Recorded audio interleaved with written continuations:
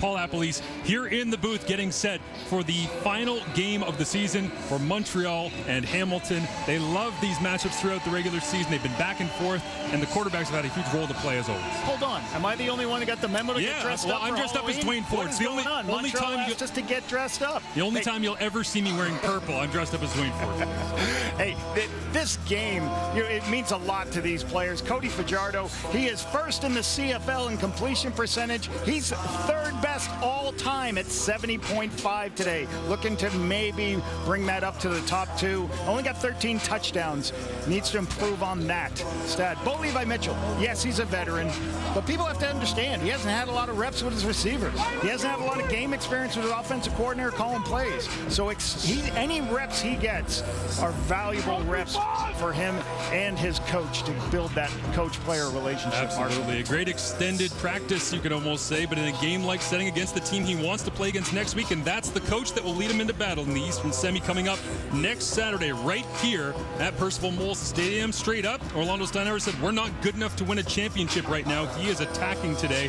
On the other side, Jason Mossy didn't sugarcoat anything. He said, listen, we have to be aware of our surroundings. We understand that the standings are not going to change going into this one, but we need to make plays and we need to get used to playing winning playoff-style football, as Montreal will kick it away after Hamilton won the coin toss and decided they want the football first. Not surprising. They want to give Bo the ball as quickly as possible. Yeah, and I think Orlando had it right. You got to keep getting better, get another opportunity to get better, and you're facing the team you're going to face in 2 weeks, so you get some reps to get an idea of how some of these guys are going to play you next week. The final game of the regular season between these two is underway.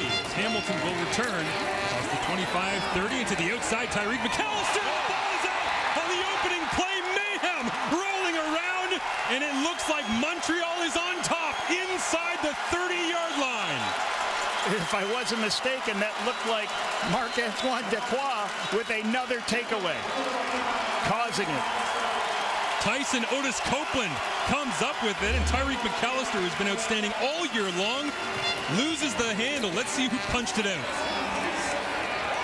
It was Dequoy. Mark did an outstanding job reaching around. He knows he's got the tackle, but then he reaches around with his offhand to create that takeaway, flying around. Outstanding play by the most outstanding Canadian nominee for the Alouettes. We'll talk much more about the awards as we go throughout this afternoon in Montreal. That's the third forced fumble of the season for Marc-Antoine Dequoy. He does a little bit of it all. So we thought we'd see Bo Levi Mitchell with the first play from scrimmage. Instead, there's the pink tape of Cody Fajardo as a flag comes up on the snap. Over the middle, looking for Paul Speaker, and he catches it right between the hashes inside the 10. Let's see what this penalty is. Looks like it's offside on Hamilton, probably going to be declined here. Nice pass in the middle of the field. Cody took a quick 5-step drop, tried to figure out what he saw in the middle of the field. Nice throw. As this safety backs up, gives him a throwing lane to the double post in the middle of the field. Full Speaker. Bigger body, nice guy to throw the ball to the middle of the field. 24-yard grab right down the chute. He exploded onto the scene last year. In the one game he played was week 21 against the Toronto Argonauts. He had 7 catches, over 100 yards, and a touchdown. There's now Fajardo with a deep drop against pressure. Gets hit as he throws. Flag up and into the end zone. Touchdown, Tyson Philpott. Looked like a blitz situation by the Ticats.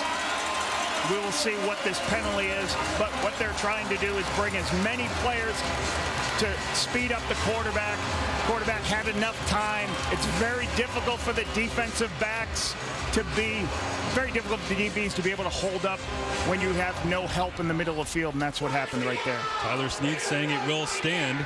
And so the offense makes their way off the field. A fumble recovery and 2 plays, bang, into the end zone goes Montreal. Offside, Hamilton, that penalty is declined. Major foul, roughing the passer, Hamilton number 21. That 15-yard penalty will be applied on the kickoff. The result of the play was a touchdown. Really good picture here by Cody, recognizing that I've got time to throw it right in the middle of the field. When they vacate the middle of the field, he can just throw it to a spot and let his receiver run underneath it. Outstanding job and a great drive in the red zone. They've struggled in the red zone this season. It's great to get that touchdown after the takeaway. What a great start for the Montreal Alouettes. While this game will not end up changing the standings or the playoff matchup, it certainly sends a message for Montreal at home to make plays like this. Right off the bat, Tyreek McAllister, fumble forced by Marc-Antoine Detroit, and then into the end zone, Tyson Philpott, couple Canadians cutting it up in week 21. Recognizes that early, and then you can just throw the ball to this spot. It's very difficult because the defensive back goes, can I play the outside or the inside? He plays inside leverage, the corner route gets him. He plays outside leverage, the diagonal, that route is called. So hard thing for Katsantonis to be able to cover.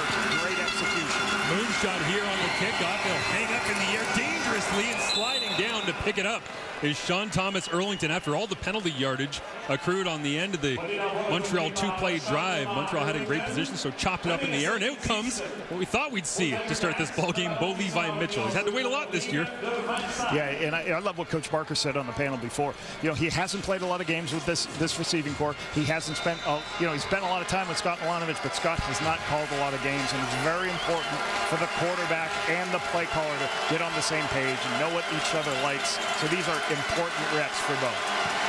Big day for him. Again, might not seem like it in week 21 with the standing set, but these reps mean everything to him after so much time away this season, as he now looks to throw out to the side, and it is off the hands of the intended receivers. That's the new running back in for James Butler, Tayon Fleet Davis, as we get a look at the rest of the starting offense. Brendan Revenberg, third consecutive outstanding O-line award for the 7-year veteran, just an outstanding player inside at guard. Tyreek McAllister, special teams MOP, leads the CFL in kickoff return and punt return yardage combined. Great year for the first-year player from Charleston. He's been sensational. Again, the fumble to kick things off. A couple of quick offensive strikes, and Montreal in the lead, and now it's second and long after the incompletion for Bo Levi Mitchell. On the road, stepping forward, flustered again, and he'll take a hit and go down, as it's not a sack across the line of scrimmage. Looks like Avery Williams was at the bottom of the pile there. And it will be Bo Levi headed to the sideline after a 2-and-out. Yeah, the first, second, and long. Try to play some zone, drop everybody back out, give Bo a lot of pictures so he can see people at depth. Can't find anybody, he ends up trying to climb the pocket, and the pass rush gets to him. The only team with more 2-and-outs this year offensively, the Ottawa Red Blacks. As the Hamilton Tiger Cats have struggled with it, as you see Vedvik out to punt it away, but whistles come in before he could. Too many penalties early in this game. And not that many people out of the lineup. I mean, tweaks here and there, but it's not as though it's alignment. So they hadn't blown the play in before Gordon White, the long snapper for the Hamilton Tiger Cats, decided to send it back to Vedvik. No first downs means a really good field position should be here for Montreal after the 2-and-out by the Ticats. This time he'll send it away cleanly. It's down. 50-yard punt to the 36-yard line. Montreal's got the corner. Flight comes out on the block as Fraser Sopik battling against Tyrell Richards. And we get a look at Cody Fajardo and his numbers on the season.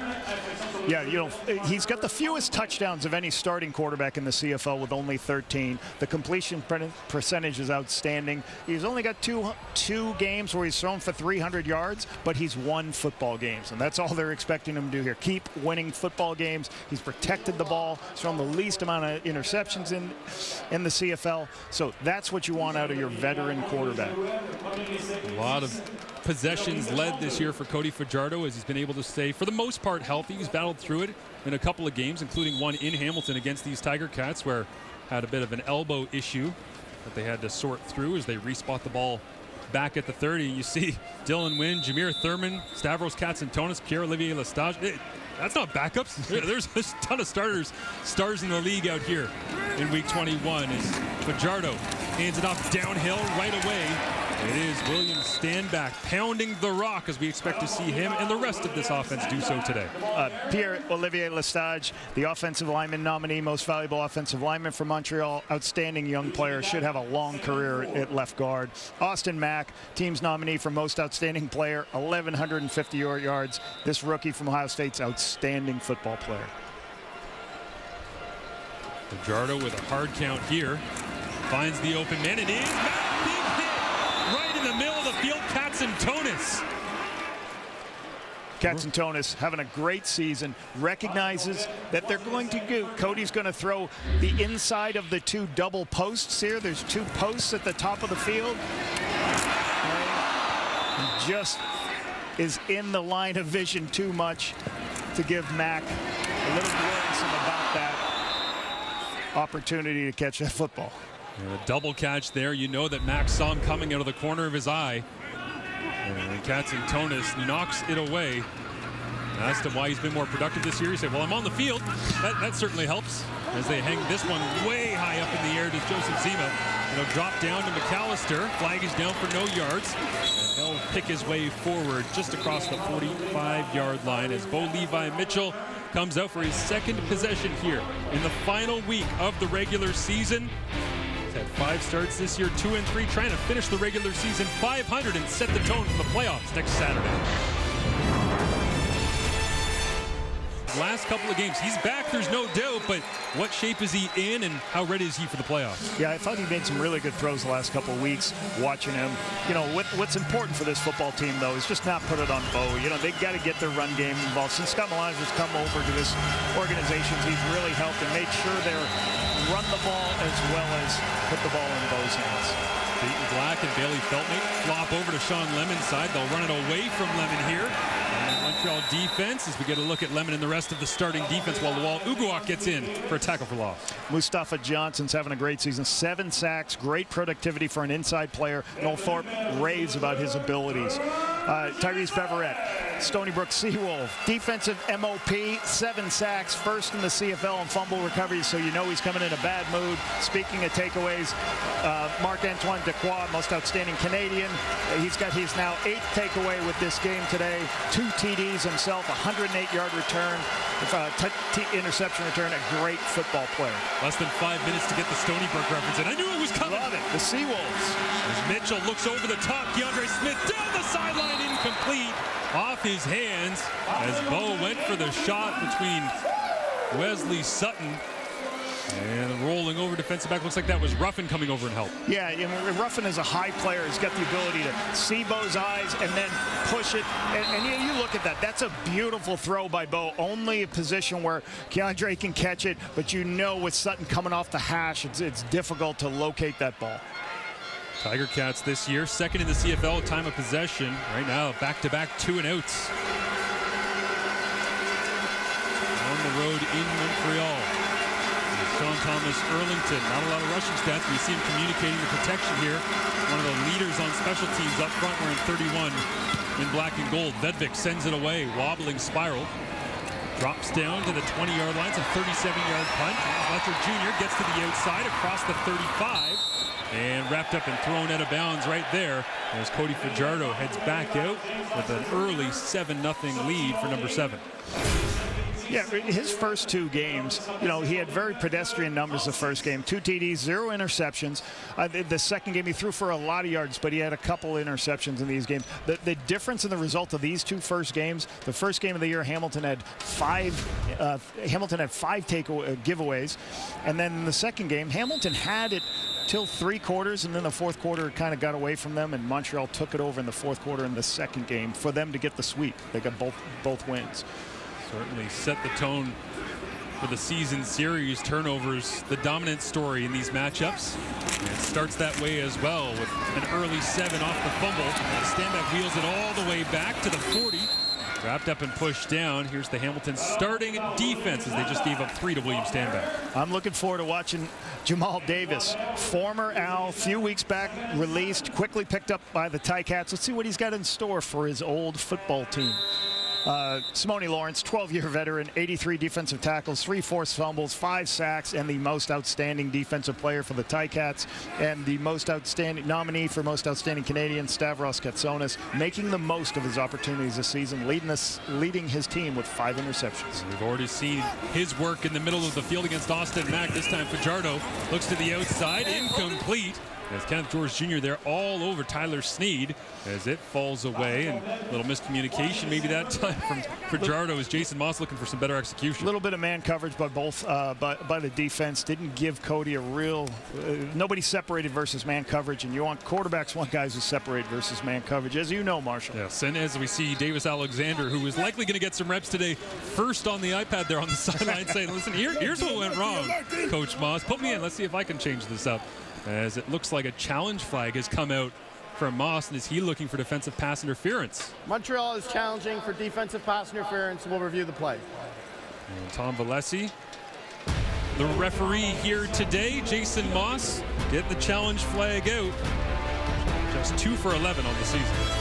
Here, trying to see as he waggles up and attacks the line of scrimmage, puts his hands on him. I think he tugs right there a little bit to give them the opportunity to probably get this PI call.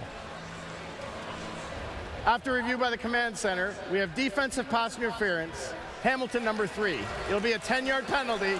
Result will be a first down. From 2 for 11 to 3 for 12. There it is. A big Climb bump. up them stats. It's only last game, though. It's not going to go any higher.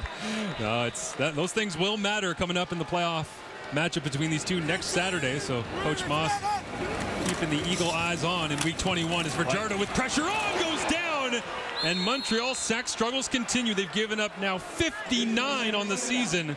That is 8th in the CFL, and it's Dylan Wynn into the backfield for the Tiger Cats. Yeah, a little play action pass here, trying to make sure they can get good protection because they keep an extra lineman in, but they just kind of get pushed back. They lose it at the left guard spot and just put themselves in a difficult position right here. A little bit of extra attention for Jamal Davis that time from his ex-teammate James Tuck, the fullback. Was looking outside, and right down the chute came that man at Oregon State. Yeah, Nick Callender, got kind of thrown back and wasn't in a good position. Wasn't in a position of balance and gets thrown back. 2nd and 20. Fajardo, deep drop against a 4-man rush, gets it out underneath. It'll be the dribble kick, and they tried it again at the line of scrimmage. They did it with Jezrin Antwi in Ottawa, and it was successful. A viral clip. Did the Alouettes do it again? Yeah, so what everybody's understanding is they're basically, here's the line of scrimmage. All right, there's the line of scrimmage. What has to happen? He has to catch it, and then once he makes sure he has to throw it past the line of scrimmage. He has to kick it past the line of scrimmage and then recover it. But the ball has to go past the line of scrimmage for him to be able to recover it. And you call this on 2nd and extra because the odds of converting on 2nd and extra greater than 10 are very low. So this is a good call. When people play with depth, you catch the ball, you throw it for receivers, whether they couldn't hear the call or whatever, they went over the line of scrimmage. You got to have a clock in their head. They got to be far enough back, and there should be some type of hand signal Hamilton to tell them 87. what's going to happen. 5-yard penalty remains first down. They'll assign it to Darrell Walker. Still getting used to seeing 87 in these colors. Yes. And it looks like he was the guilty party. You see the 2 slots going for a little jog downfield as Deontay Evans quick to point it out. So now Hamilton backed up, Lafleur, and you got yourself not the greatest down in distance, but chip away and get back after it. Get half of it back. Yep. But here comes Montreal. Is ready for another pressure. Mitchell goes wide side, slings that one out on the receiver screen as it is complete. Chris Osikusi, just his 2nd catch here in Hamilton. Montreal showed a pressure look, bailed out. They had a wide receiver screen to the wide side of the field. The difficult thing, some of those wide receiver screens, Marshall, to the wide side of the field, is the ball's in the air a long time. And you got to make sure you can make this block out here. But sometimes that ball's a long way, and you got to be a little bit tighter in your split to hopefully get inside that block and then north-south in there. Because if you make that block, there's nobody left on that side of the field. Former Queens Gale Osikusi, drafted 30th overall by Montreal back in 2019. As the Gales advance to the OUA semis today with a victory over the University of Ottawa Gee-Gees. Mitchell looking down the chute, steps forward, away from pressure again to his right. Wants to throw it back in the middle, double, triple, and then dropped by Tyreek McAllister.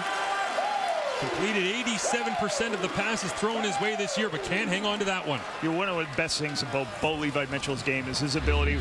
They play coverage, only rush 3 people. One of them's man-to-man on the back, and Bo recognizes he starts climbing the pocket, finding a throw. Tyreek McAllister's just don't let the ball break the plane of your eyes. Bring your eyes down with that football. He'll make that catch, and he's probably in the end zone. McAllister having a tough day. The early fumble and now the drop. As Hamilton showing a little bit of something different on special teams here for Montreal to prep for. They started out wide and now set up the usual field goal unit. Yeah, this kick from 24 is good. That's a good point. Right now in this game, one of the things I would have done as a play caller or game plan, we're going to run something different. We're going to show them something different. And you might say the defense coordinator, well, they're not going to run it next week. Well, unfortunately, the defense doesn't know what's going to be called, so they have to practice everything. 5-yard penalty will repeat 3rd down. Wow, so this time illegal formation. After they did the shift, it was an illegal formation. And they'll retry the field goal kick here from 5 yards further back. But it's interesting because you and I had this conversation in the week. You say, yeah, I want to show them all this stuff so they have to prep for it. And they have no choice but to prepare for it. But it's a bit of a cat and mouse game because if you're on the other side, you're going, they're not really going to run this next week. Can you imagine being the defensive coordinator? You don't practice it. They're not going to call it, and that's what they come out and call against you. You'd feel terrible. You'd feel like you didn't prep your team correctly. You were ready. So you have to at least talk about everything, or at least show it on film, maybe do a walkthrough of it. That's why it's, offensively, you can call whatever you want. Same thing defensively. They could run 4 blitzes today that they don't show up next week, and the offense will have to prepare for it. So Mark Leggio coming in, hitting 86% of his kicks on the season. Just had one go through the uprights, but he's got to do it again from 5 yards further back. Still inside the 30.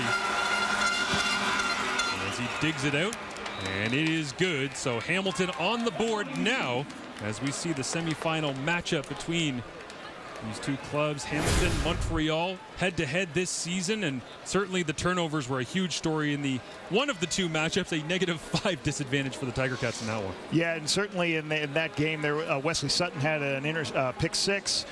There was Chandler Worthy, I think, had a punt return for a touchdown also in that game, and it was interesting. Matthew Schultz played one game, Taylor Powell played one game, so they kind of went through. But I thought the game in Hamilton had it for 3 to 4 quarters. Jason Moss, he's been grinding away ever since Hamilton lost to their former quarterback Dane Evans. BC back in week 19 got the victory, and that locked in the East semifinal matchup here in Montreal. Fajardo over the middle. Regis Sibasu had a touchdown on the road in Hamilton earlier this season. This time makes the grab for a gain of 4.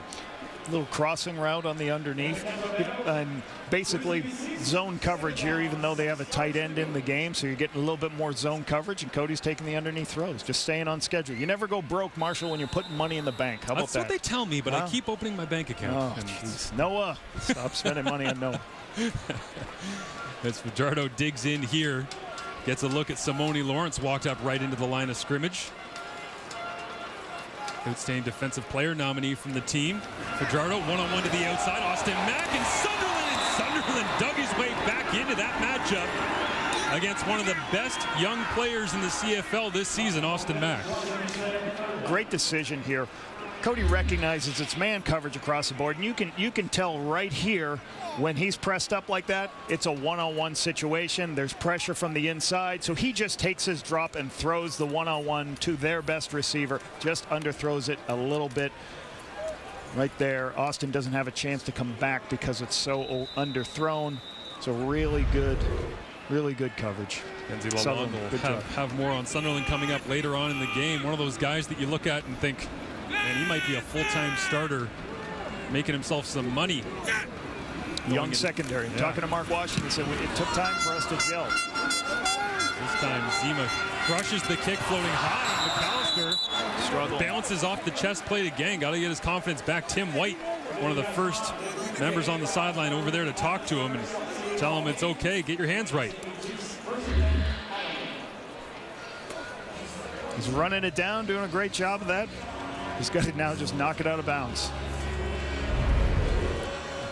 So here's an interesting point, but let's go back to how many starters are still in this football game.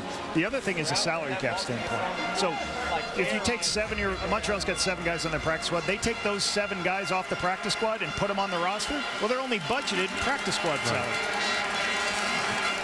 Sean Lemon chases after Bo Levi Mitchell here. They'll get it out quickly on the edge. It is Keandre Smith. As this ball looks like it might have been out at the end of the play. Darnell Sankey has it, but they'll take a look. You'd have to think on this one. Was Keandre Smith down? No, they'll say it's Montreal football. Another takeaway, outstanding. Let's see what happens.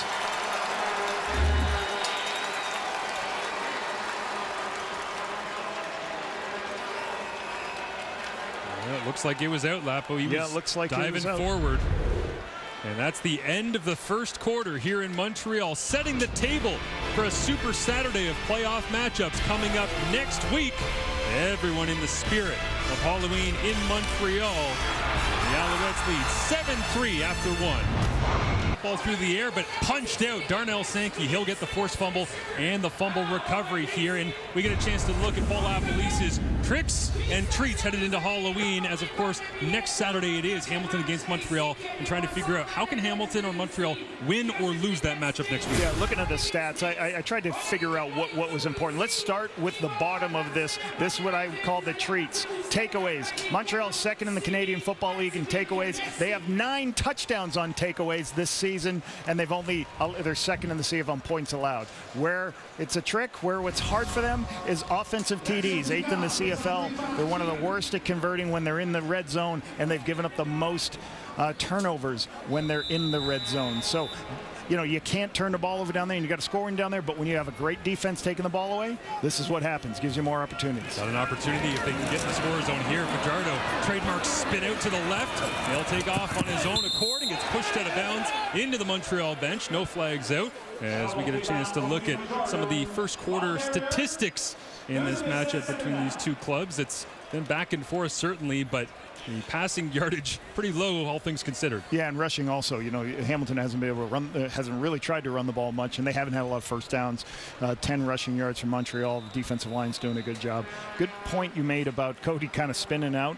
Anthony Calvillo talked so much about the last couple of weeks, making sure that Cody's climbing the pocket, finding his checkdowns. That's what they've been working in practice to make sure he's not taking extra hits. Pressure on this time. He'll try to go back to the spin. Wrapped up and brought down. Simone Lawrence is right there. As again, the most outstanding defensive player nominee from the Hamilton Tiger Cats brings down Fajardo. Pressure from the backside. You'll see here. You'll see them coming over on this edge. You'll see them trying to overload the defense over here with what you would call a 4-week. And there's one player that they cannot handle. And that one player is the extra one that causes this. Causes a sack for the long field goal. I'm not so sure Kenneth George Jr. might not have been the one that actually got the sack, but Simone got up and celebrated it. So see if they give it to him as kick ready to come here from David Cote, 45 yards away. As this one fading, and it is just wide to the right. Hamilton will return it. It's the 6th missed field goal return of the year for Tyreek McAllister. He's had a tough game so far. Can he get a couple of blocks out in front? No flags down. McAllister, countdown on. 20-10 touchdown. This is so great for Tyreek McAllister because he's had 2 touchdowns called back this year on returns. For him to get this in the last game of the season is great. A great young player. You know, the Ticats lead the CFL in explosive kickoff and punt return yardage. So this is a great return. You could see the wall built by the Ticats. By the Ticats return team, and you could see they just needed one block right there, and once they got that block on Christian Matt, it was going to be a house call. There's McAllister, the fumble to begin the football game, drops a pass in the score zone, and then takes this one 122 yards to the house. I had it marked down as a conversation point today. How do you have a guy that's got as many special teams tackles as Carzel Flowers-Lloyd and Tyreek McAllister is the special teams nominee? Well, that's why. I think that's why right there. Imagine that happening next Saturday in the playoff matchup here. Well, and talking to Jeff Reinbold, he also said, you know, because he doesn't have a lot of he doesn't have any touchdowns because they were called back. He's not getting the credit where the credit's due. Right? Certainly outstanding return. And often young guys don't often come into the league right away and become impact returners. And that's what Tyreek's done such an outstanding job this year. 3rd in the CFL in total yards, you see right there. And again, the missed field goal return is one of the most explosive plays in football, one of the odds of scoring touchdowns, because it's a lot of space.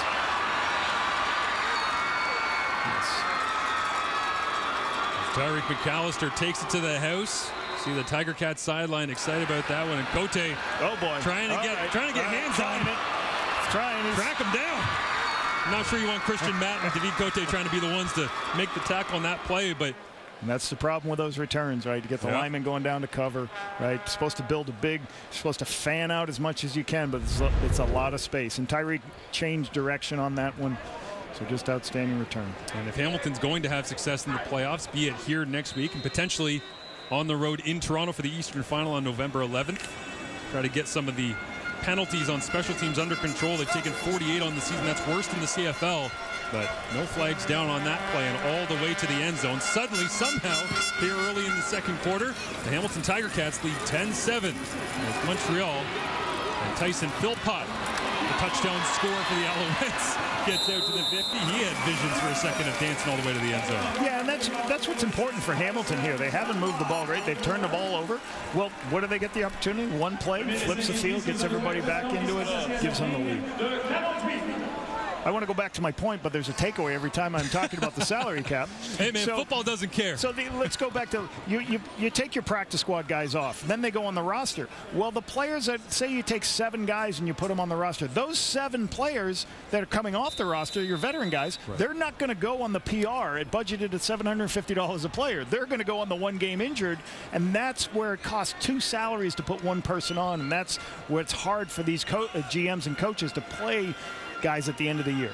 Caleb Evans into the football game here. Wonder if we're done seeing Cody Fajardo for the remainder of the ball game. This one's also handed off to Jezrin Antwi. He of the dribble kick earlier this season, which they executed again here today in the first quarter with Cole Speaker. Antwi, yes, so we've got 2 guys. We haven't seen that play in like 15 years. We see it twice by the same team in a season. As Caleb Evans looks like he will stay in the ball game. They started that drive out with David Dallaire and James Tuck double fullback set in to get Jezrin Antwi and the wheels turning. And Evans will work in the backfield here after a gain of 6. All the guards around, flip it out to Speaker on the edge, and right there rallying to make the tackle. There was the newcomer on the corner, David Vereen, making first contact. Yeah, excellent. You know, those screens to the wide side of the field they go out a long way. Put you in a tough position here to be 3rd and 3. And a little bit of decision. You would like possibly to go to the outside 2, right? Don't leave the outside 1 closest to the screen available to you. So not sure if there's a mistake there. But 2nd and medium, only gain of 2. Davis Alexander up there with Jason Moss once again as McAllister goes back to return this one after the return touchdown on the missed field goal just a few short minutes ago. As the Alouettes special teams unit effective on the season, looking for a little bit more out of their return game, but the coverage units have been solid. McAllister lets this one bounce at the 10-yard line. Picks it up, and this time the umbrella is there. Nice crossfield kick.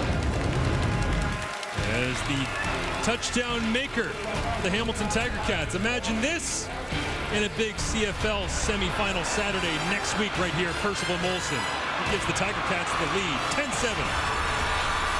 To be in the playoffs by many people around the CFL, well, this is a great list of all-star nominees that they've got. For more, let's go down to Kenzie Lalonde. Yeah, Marshall, as this game goes on, we'll see more depth of these rosters, guys getting an opportunity, and that's exactly what Sutherland and Reggie Stubblefield needed, is an opportunity to showcase their skill. And for Stubblefield, this is an exciting year for him. As you mentioned, most outstanding rookie nominee, a player who was cut earlier, and now he's back.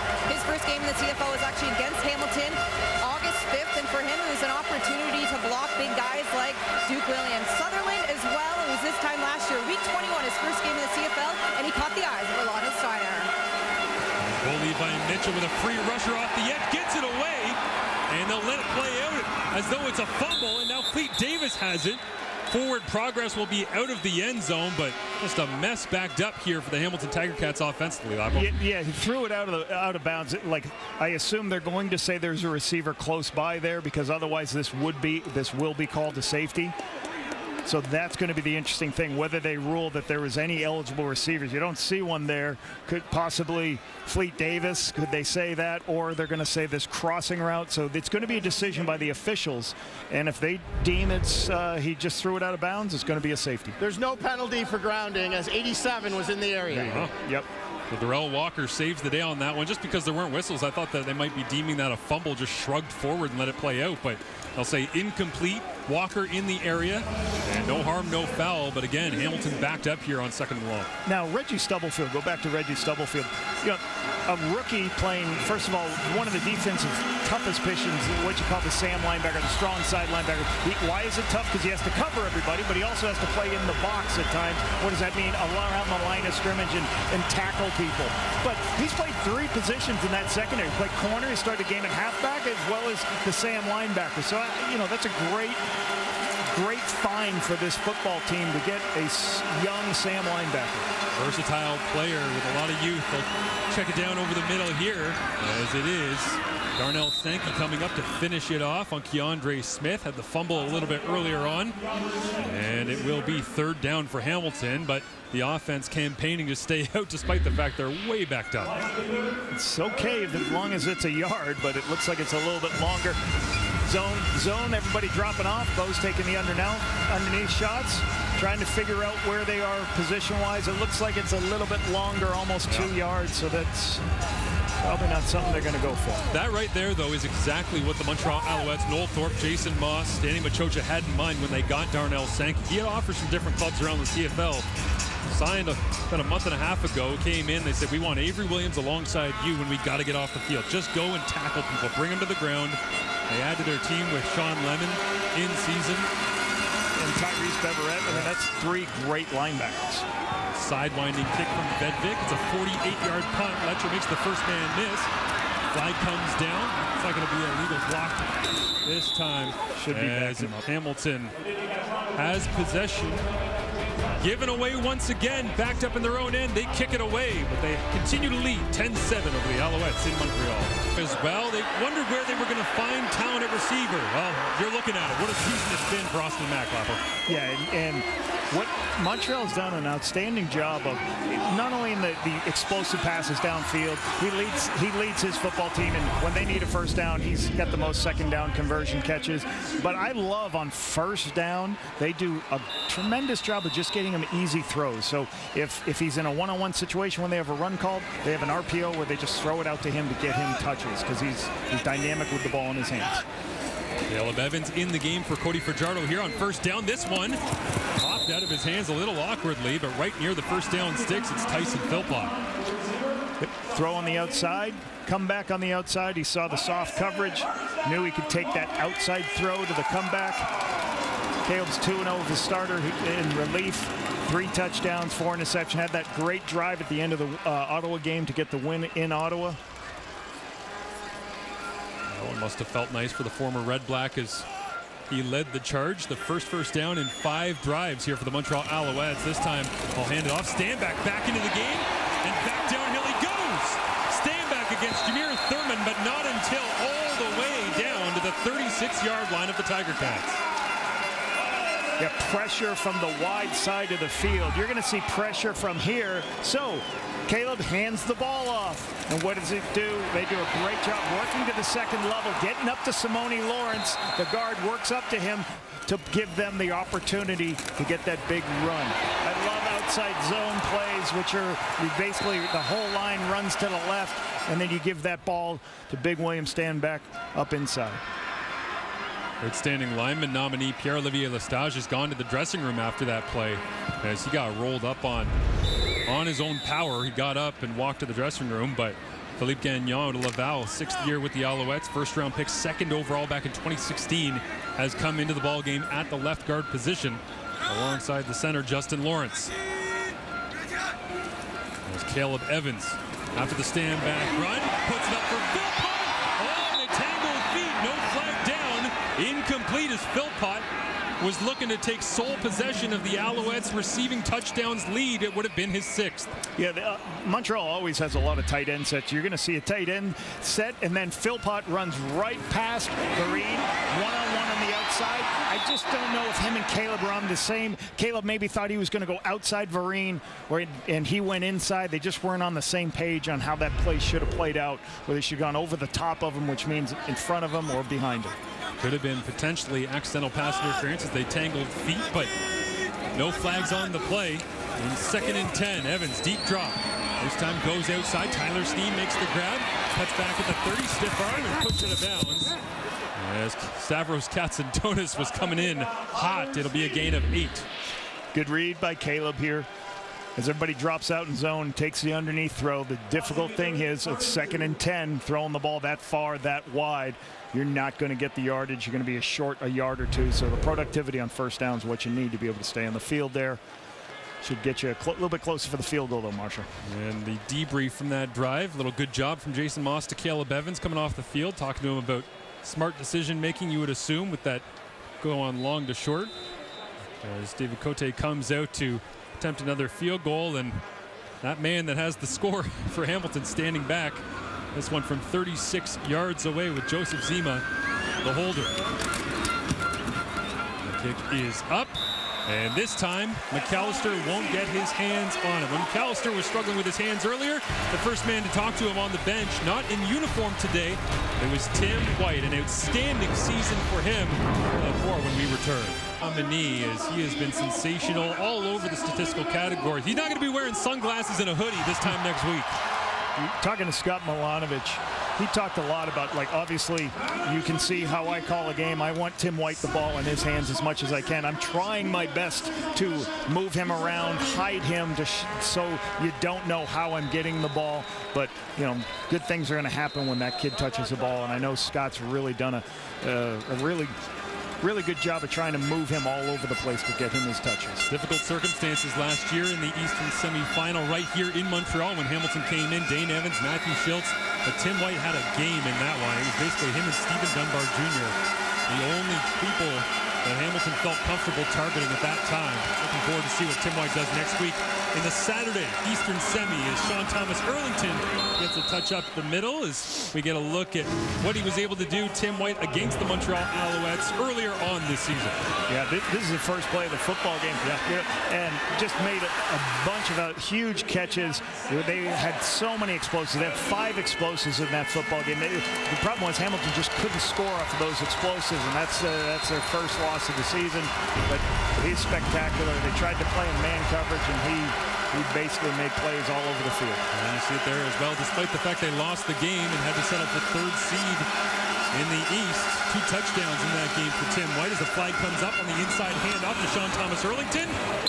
And man, I tell you, every time STE touches the football, good things happen for Hamilton. As procedure, no end here against the Tiger Cats, backs them up. But Sean Thomas Earlington, well known for taking the most of his opportunities. Right here, you need somebody to cover the offensive lineman. You can't have a lineman at the end of the line of scrimmage, so they have a mistake in their formation. A good run here. They have a good pop for a first down, but backs them up to 2nd and 9. And they take out Dayton Black, the extra offensive lineman. In comes Tyreek McAllister. You know, Hamilton has all game, and they like using those extra tight end sets. They feel it helps them create extra gaps. Teams are playing more zone to those sets instead of man coverage. Gives them opportunities to be better in the run game. And of note, as expected, Bo Levi Mitchell obviously still in the game with Cody Fajardo done for the day. They'll roll Bo to the right. Gets it out to Omar Bayless. He gets popped out of bounds. Good defense, sideline to sideline that time from the Alouettes. Bo takes his quick throw on the outside with some pressure coming in his face, but not enough for the first down. It's going to put him in a bad spot right there. The penalty put him too bad of a spot. Marc-Antoine Dequoy, you see shaking his head. He's been grinding away throughout the season, filling up the stat board just about everywhere that he possibly can, and successful possession again for 24. Yeah, and you know, Dequoy was a field halfback in college, so you're watching all this game film, trying to figure out, because he doesn't do a lot as a field halfback. You knew he was tall, you knew he was big, but could he be a free safety? It's a totally different position, and he has excelled. You see him in the run game, he comes down, he fits the run. What I want to know is, who did the University of Montreal Caravan have at free safety? that they didn't want to play him at free safety as the kick is away from Vedvik. Dropping down to Letcher, a 42-yard punt.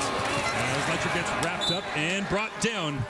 Tied up 10-all here with 4:02 remaining in the first half. NFL on TSN continues tomorrow with a full slate of Sunday afternoon games, followed by a big Sunday night football matchup between the Bears and Chargers.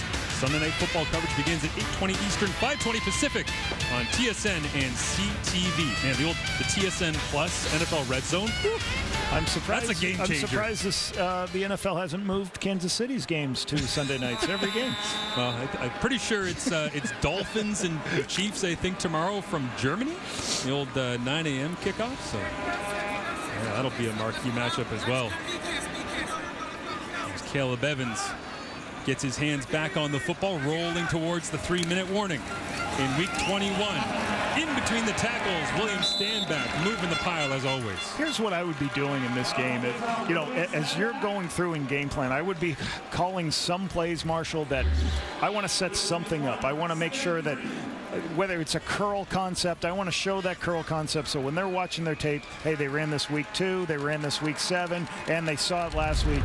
And you try to show it out of a formation or a motion, and then they're looking on defense going, oh, we know it is, but no, that's the double move play. Then you show the same thing so they think they know what they're doing, but it's actually the double move off that play. So a lot of fun to set up all these different things through the course of this game. Caleb Evans deep drop here, gets it out cleanly. As it is complete, Austin Mack ball out on the ground, and Mack diving towards it, and they'll say incomplete. So the ball was never out. Jameer Thurman thought he might have had his second fumble recovery of the afternoon. Outbreaking route here.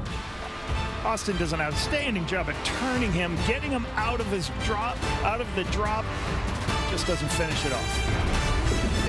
Of my choice, baby. Come on, Kate, say you something. You know I make this outfit look better than Stiegel. Woo! Hey! Oh, boy. That's the prettiest Stiegel I've ever seen right there. That better be a signed, authentic Stiegel uniform. Stiegel Do not get that thing off of eBay or anywhere else, okay? Verified. Milt better have hand-delivered that thing. I got a feeling maybe he just lingers in the back room at TSN. McAllister picks up the great kick from Joseph Zima. 64 yards, rolls all the way inside the 5, and the coverage unit is there to finish it off. As Zima leading the CFL in net punting average, 38.4 yards. He'll add to his tally on the season with that one. Marc-Antoine Dequoy loves it as we get a chance to see some of the outstanding award nominees from the Hamilton Tiger Cats, including Tyreek McAllister. Yeah, I talked about Stavros before, with 5 interceptions. He just didn't have an opportunity to play this season. And then when he does get his opportunities because of injuries, he's able to really make the most of it. Taylor Powell, as the rookie, did an admirable job when he had his opportunities as a quarterback. And Simone Lawrence, the 12-year veteran, obviously doing great things.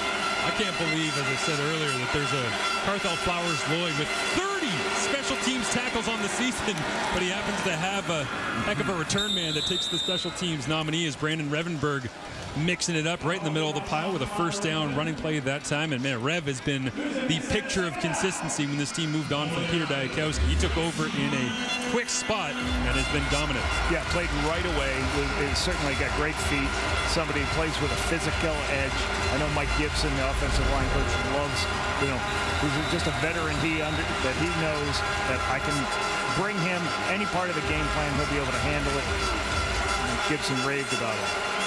Had a lot of fun back in 2018 ahead of the Eastern Semi against the BC Lions, looking at Revenberg's film, and he's been dominant ever since then and before as Bo Levi Mitchell goes down. And who is it? A lemon drop in week 21. Why not to cap off his sensational season? Started late, doesn't matter. Yeah, once again, what's happening to the Hamilton Tiger Cats as Bo looks to throw the football, a zone player is falling out in front. You'll see him looking out here to make a throw, and as he cannot find anybody to throw, he has to start scrambling. By that time, the pocket is broken down, and he just can't get away. So they've really struggled versus zone coverage today to be able to find their outlet throws.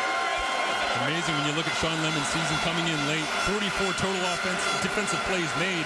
He's only got 24 tackles. The rest of it is the knockdowns, the interceptions, the sacks, the forced fumbles. He's filled it up. The thing Noel Thorpe said was most impressive about Sean Lemon is when he showed up, he was ready to play. Some guys say, hey, I'm ready, I want to play.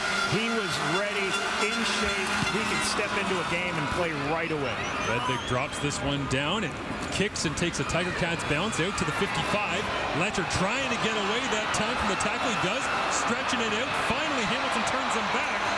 And the coverage unit all over it that time as Sean Lemon, again, the sensational season. That was his 9th sack of 2023. We get a look at some of his work throughout this season.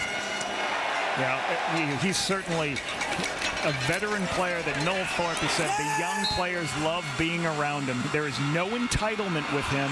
He shows up every day trying to get better and trying to make sure that, hey, I want to get better each day I step on the field, and Noel couldn't speak so highly of him. He's so old, though. I was the head coach of the Winnipeg Blue Bombers when he came into the league, 2010. Yeah, we saw the 100th sack of his career and tag on 101 there as Evans will keep the ball this time. Flips it out. Tyler Snead. Jagarrett Davis tracking him down from behind with Simone Lawrence, but a nice little pitch and catch from the Alouettes to Snead.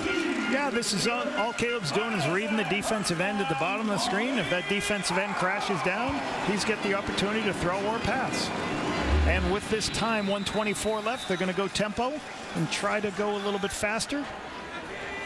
Austin Mack playing decoy that time. We'll see where Evans goes now.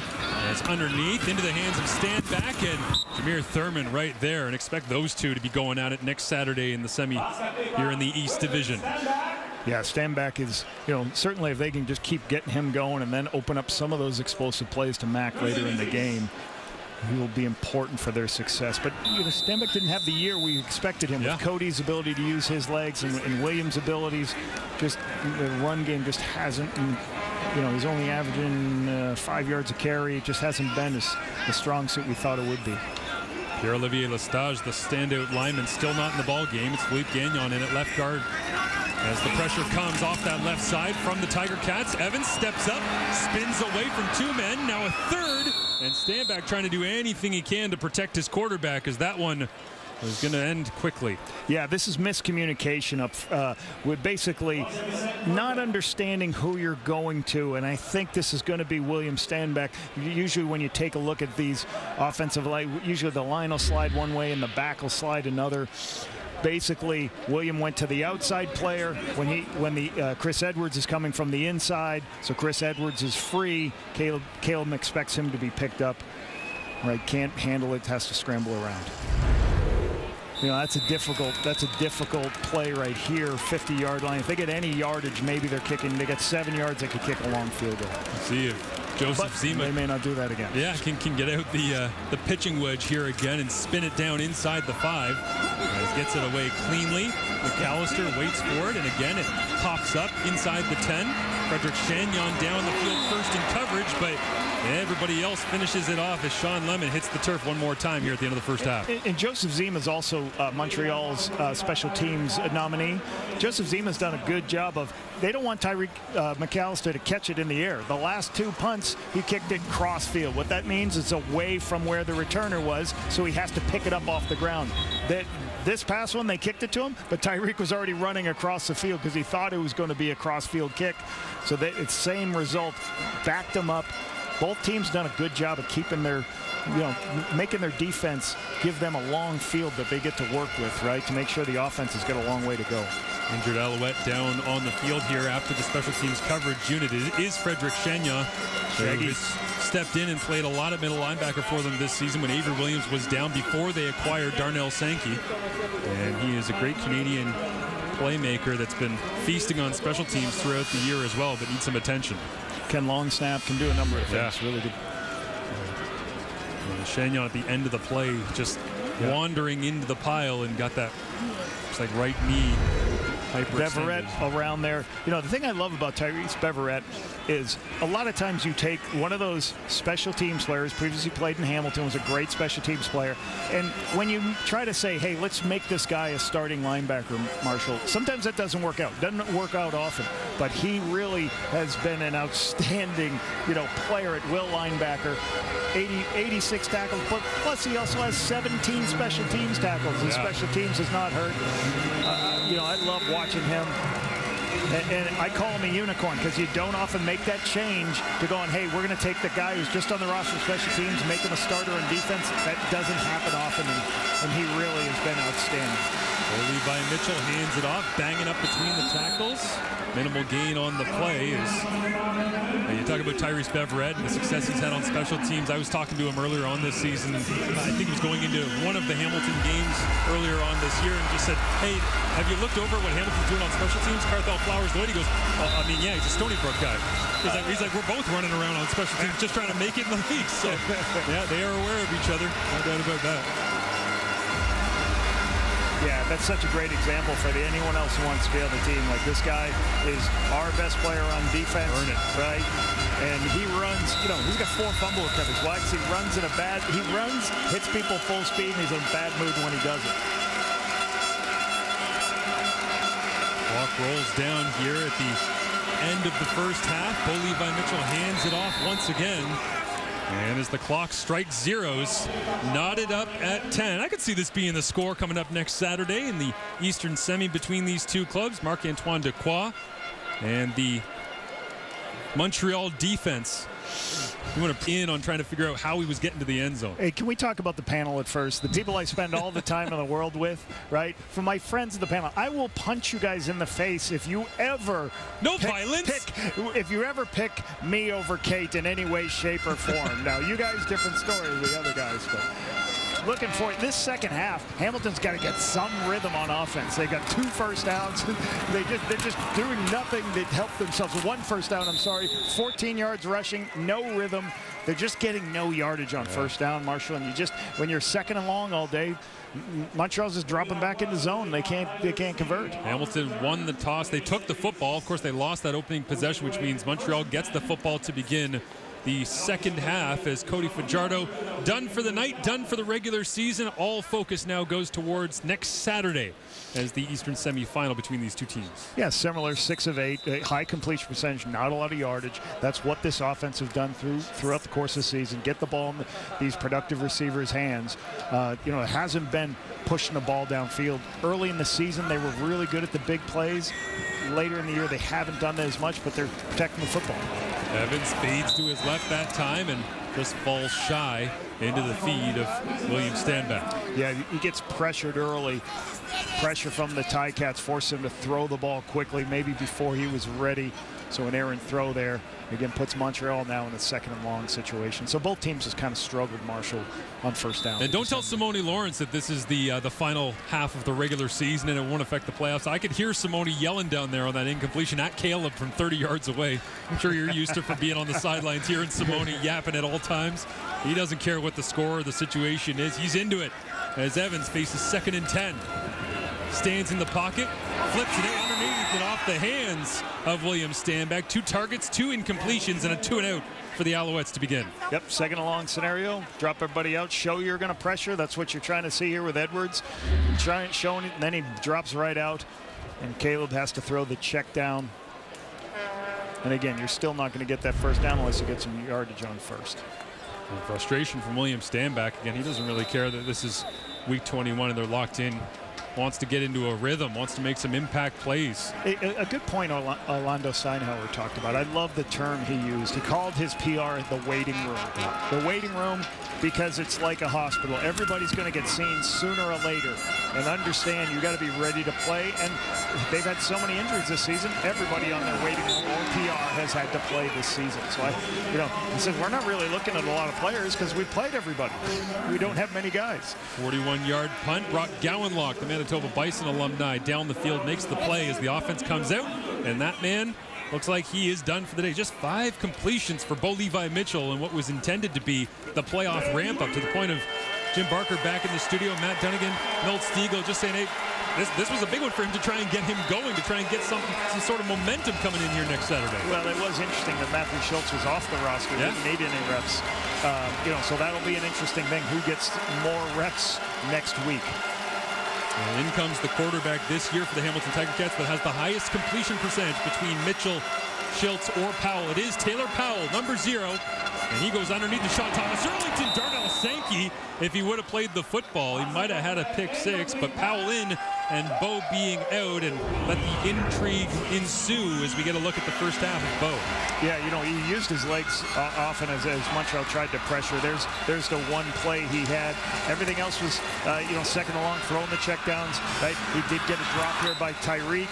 Right, certainly not what you're looking for out of your quarterback to get him in any type of rhythm. So it'll be interesting what happens next week, how much he gets compared to Matthew Schultz. Powell makes a check at the line of scrimmage here. Just a 4-man rush. Completes. Kusi, third grab as a Hamilton Tiger Cat. And that one will be shy of the sticks, and the punting unit will come out. But Taylor Powell, it's incredible to realize he's got 273 attempts on the season coming into this one. Bo Levi Mitchell just 122 because of the amount of time missed due to injury. Yeah, and Taylor Powell has done the thing I was very impressed with. I didn't know him from a hole in the wall at the beginning of the season. I'm checking his stats and everything. He didn't use his legs very well. And, I thought he's done a great job of that. In college, he didn't use his legs well. I thought since he's come up here, he's been able to create first downs with his legs. Good job moving the pocket a little bit as well, and we really embraced what Scott Milanovich has done since taking over as the offensive play caller coordinator. Is just an explosion at the point of attack that time. On the return by Letcher, as Fraser Sopik got into the play. Another fellow Canadian, Tyson Philpott, into the end. Significantly happier Alouettes offense ever since they've got Tyson Philpott back from injury this season, Apple. Yeah, his ability he's great with the ball in his hands. He's great as a slot back. He's great out at wide receiver. You can put the ball in his hands and he's going to create just like there. You'll see. I love this kid in the draft. I just remember he had the ability he had short space quicks, and what that means is he can turn on a dime and get north-south. And I think you can use him as a running back. You can use him in a number of ways system-wise. Phillip Evans hands it off here to William Stanback, who turns back into the fray, puts the helmet down as we welcome in viewers on TSN 3. Full-time 12-11. The Springboks over the All Blacks. The TSN coverage of the Rugby World Cup concludes right there. And what a great tournament that was. Thanks for being here with us in Montreal. Marshall Ferguson alongside Paul Lapolice, Kenzie Lalonde down at field level throughout this afternoon, early evening. Sun's going down earlier and earlier in these games, man. It's officially playoff time as of next Saturday. Next Saturday is going to be great to have playoff Saturday football. As the Alouettes will be hosting these Hamilton Tiger Cats. And of course, the Toronto Argonauts playing after our game today, and of course hosting the Eastern Final on November 11th as well for a trip to travel down the road to Hamilton. One of our first, second, and shorts of the football game, and just really excellent defense by the Ticats. William Stanback's trying to get it going on inside zone play. The Ticats are right there on second and short. Are they going to try to get the first down? They're going to take a shot versus man. He winds it back. Great stop. Davis is in there. All they needed is a yard more, and then they would have tried to go on a wedge situation or quarterback snake, but great stop to make it only a 1-yard gain. You look across the league at down the middle, short yardage running situations. You got to go up against Sankey if you're going against Montreal, Thurman if you're going up against Hamilton. Of course, great play there in the middle from the Toronto Argonauts, and lots of more names in the West as well, as this one bounces into the end zone over the head of Tyreek McAllister. An interesting tie ball game no more. As Hamilton now has 2 returners back because of all the crossfield kicks. Yes, so absolutely. The chess match on special teams. Marc-Antoine Dequoy outstandouts. The Canadians, the free safety, Stavros Katsantonis, Marc-Antoine Dequoy, and those were a couple of ballers right there. They are some of the very best in the CFL, regardless Canadian or not, and certainly made a lot of plays up and down the field throughout this season. As I would love to play with either one of those guys. Wouldn't you love to coach those guys up and the range that they have, the free safety spot? Yeah, two great young talents in the back end of the defense. Taylor Powell in for Bo Levi Mitchell. Here's quick attempt outside to Bailey Feltmate, the former Acadia linebacker, and it goes incomplete. But Dequoy, what he's been able to accomplish this season, Glenn Suter started saying it early on in the year. He said, here's my all-star. This is my all-star. This is my pick. And I think a lot of people around the country realize, man, he just does everything at a high level. Yeah, and when you mean everything, free safety sometimes, you can just put a free safety playing the dead middle of the field in man coverage and zone coverage. They don't do that with him. Sometimes he rotates over to the wide side of the field and he'll play a halfback position. They will blitz him. They will fit him in the run game. So he does a lot of things in this defense, and obviously he can take the ball away. Powell on 2nd and 10 after the incompletion to Feltmate. Looks right, comes back left, bricks this one to Godwin, who gets some running room and tries to get to the 50, and it looks like they will give it to him as the second first down, in Dequoy trying to track down Godwin all the way across the field. Yeah, they basically made him a zone player. They brought some pressure. Taylor Powell took the underneath to allow Goodwin to just run across the field and get the yardage for the first. So good job here. But this is what I'm talking about, Mark. Mark plays on all different spots around the football field. And when you watch him on film, he's gotten better as a run tackler. Because he used to run so fast, he'd outrun the tackles. Now he's running downhill and making tackles very well. This time from Powell on point as Dequoy makes the tackle. And flies out that time to bring down Darrell Walker. As again, you see Marc-Antoine Dequoy showing off all the skill set. He sees it. Making plays in space. They blitz the strong side linebacker. He has to fill that space. He recognizes that they're throwing a bubble screen immediately. I love how he filled that play and made the tackle. One of the most important things in a free safety, obviously, identification. And you can see the wheels constantly turning on the back end. Pointing it out.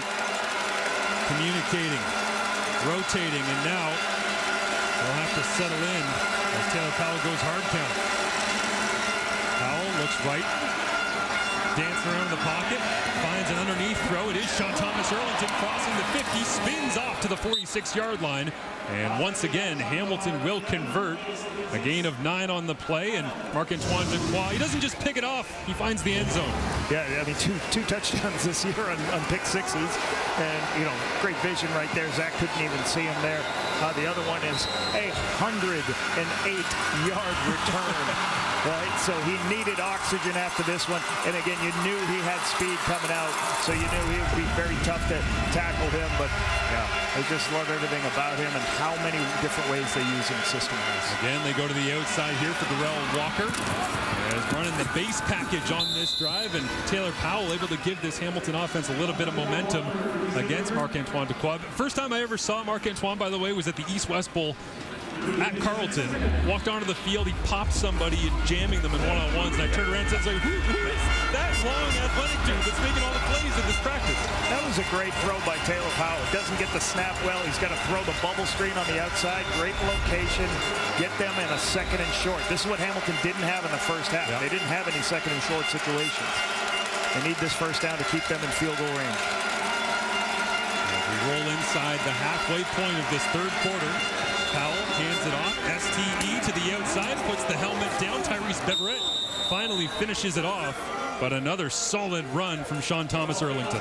Yeah, he winds this all the way back. I would call this a wind back all the way behind the defense as everybody's flowing with him in the middle of the field.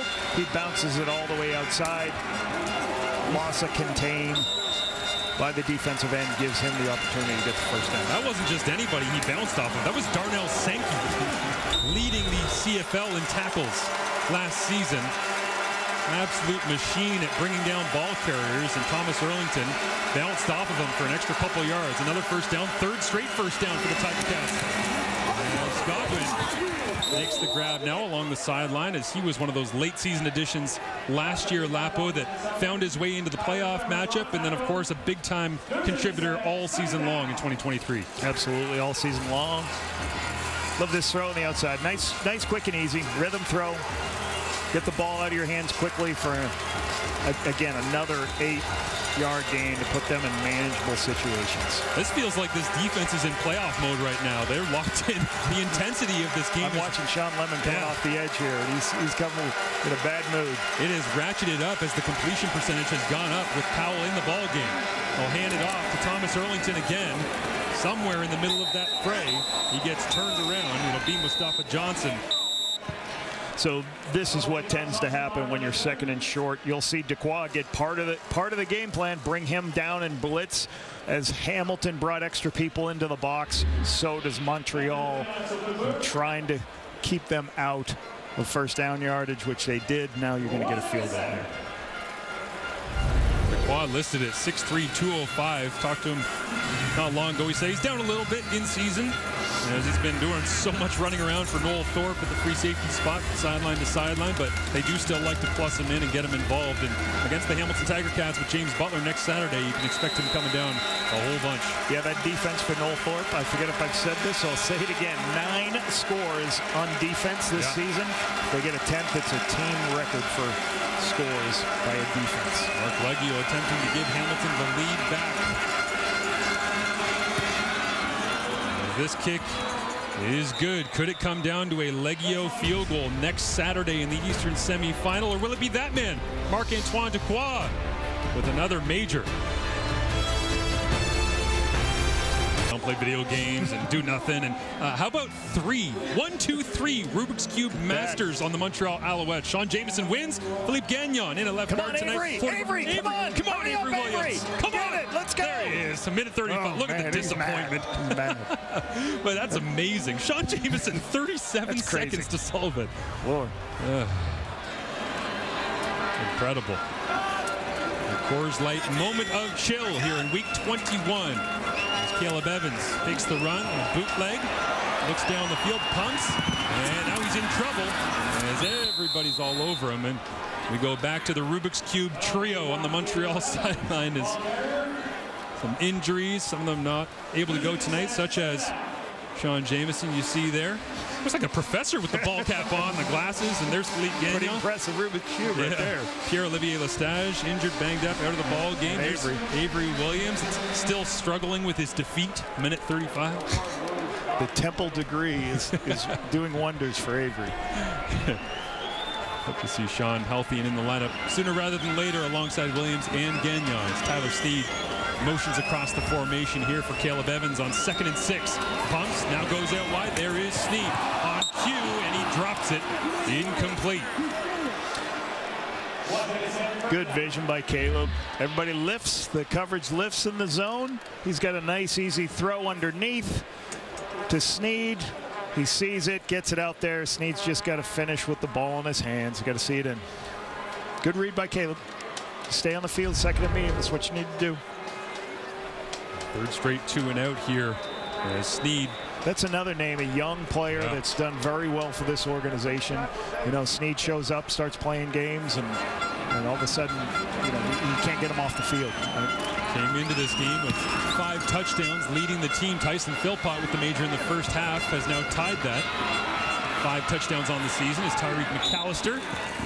It's wrapped up after a punt of 51 yards. Joseph Zima. Look at this guy. What is? My goodness. Oh, nice. Look at that. The Bell Warriors. I was coaching the Bell Warriors. They're helping out this morning with the Bell Warriors, my son's team, and they won 47-14. Way to go, Josh. Right, good job. Now they'll play on Wednesday for their championship. Amazing. Yep, flag football, a staple. Coast to coast here in Canada. Excited to see what lineup the nation puts together, headed towards that one in All Things Football Canada as Sean Thomas Erlington hammers his way forward and is close to a first down on first down. Yeah, nice. You said it about Sean Thomas Erlington. When he touches the ball, good things happen. Nice 9-yard gain. Should put him in 2nd and short here. That's what Hamilton kind of needed in the first half, getting some rhythm. You know, one thing Scott Milanovic talked about, I asked him what he was proud of the other day, and he says, I'm proud we're playing a little bit more physical, right? In the last couple weeks, we're trying to run the football. We want to make sure we're not one-dimensional, trying to bring in some of the extra tight end sets. So he likes their physicality here. The short yardage package comes in for the Tiger Cats. Good opportunity in game. Live reps to try and move the sticks as a flag comes up. And this also likely be offside via alignment against the Montreal Alouettes. Kai Loxley in to handle those responsibilities. Part of the reason Matthew Schultz is not dressed is that right there. They want to make sure that Kai Loxley has locked down that third role and they feel confident in the short yardage package going into the playoffs. Yeah, usually in the Canadian Football League, you average about 2.5 second and ones a game and 1 third and one. Result is a first down. And that's what our league needs to create extra first downs. You absolutely have to have that opportunity with the yard off the ball that you can go for it. Antoine Duquois turns around, sees Dayton Black in front of him and goes, "Come on, young man." No tourist hits. Let's go. Chipping it up at the edge of the pile, setting the tone as Black, the former high school quarterback standout out of Brandon, Manitoba. Probably getting a check here. Oh, one, now two, and can't get away from a third. He'll go down for the sack behind the line of scrimmage. Now you're 2nd and 30. I think Avery Williams showed up here in this protection. They overloaded, had a lot of people standing on the line of scrimmage. You'll see, okay, they've got a bunch of guys standing across the line of scrimmage, but then they're going to drop out in zone. I think that confused, okay, what happened. Avery Williams makes an inside move and was able to beat Revenberg on the twist on the inside. You see right here, Revenberg, an offensive lineman, you know, it's hard when they twist because if he turns his shoulders, he can't get his shoulders back, and that's what happens. And Avery's got such good speed as a linebacker doing that twist, it's hard to recover. They just got to get some yardage here to get a field goal. Powell with 4 receivers to his right, goes the opposite direction, throws into a window, it's incomplete. Darnell Sankey flew out from his middle linebacker spot, got a hand on it. 3rd and 30. And they'll have a decision to make, but it does look like the punting unit coming off the sideline. The end of 3 quarters. 1 more to go before it's all playoffs all the time. Bo Levi Mitchell started the ball game. Taylor Powell coming in. Change of pace, and we're headed towards a victory, a little momentum going into the playoffs. They'll be back here next Saturday against the Montreal Alouettes, and we looked at the Alouettes, their tricks and treats, the ways they can win or lose the Eastern semifinal. How about the Hamilton Tiger Cats? Yeah, I think my concern, my tricks for the Hamilton Tiger Cats, there's 2 things. Offensive big plays, they're 8th in the CFL. They just don't have a lot of big plays. Field goal percentage, 9th in the CFL. If it comes down to a kick, they have struggled with that. Where they've been good, you saw tonight. Kick return yardage first, big plays first. And Butler has 1,100 yards. He's the first tailback in 13 years. Yes.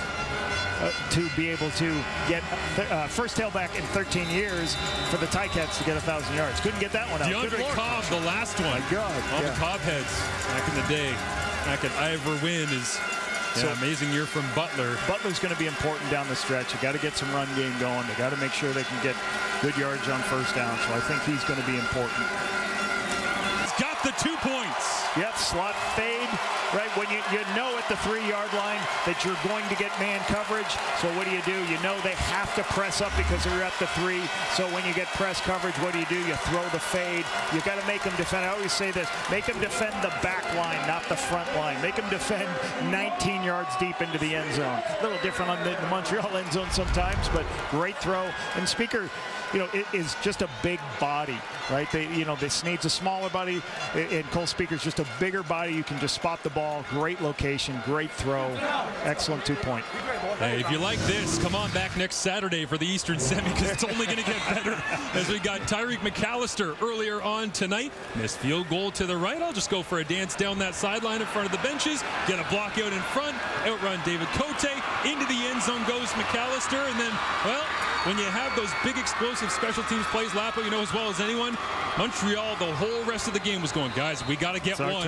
Yeah. We got to get one at some point. McAllister was fired up after getting into the end zone, and we just saw Letcher being able to pull it off all the way back 99 yards on full display. The special teams battle between Jeff Reinbold and Byron Archambault. Yeah, Byron Archambault done a really good job with this unit. Right, and it's great when you see some of the other guys get opportunities and then they continue to make plays like that. Right there, outstanding.